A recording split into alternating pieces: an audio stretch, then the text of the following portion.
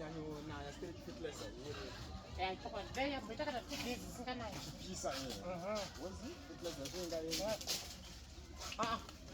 mangura bamni. kumune munhu Ya. So isi tiri kumaminda kushanda inini muri. Uya pano bro. Uya pano dzika. nyine mufaro pane kashiri kanga chimhanyisa kubva Handiti. kashiri Baba kauya muti panapa.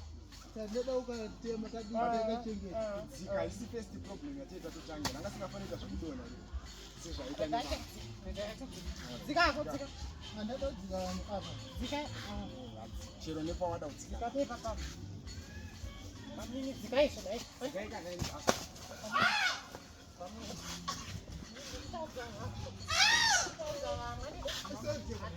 ndada kutora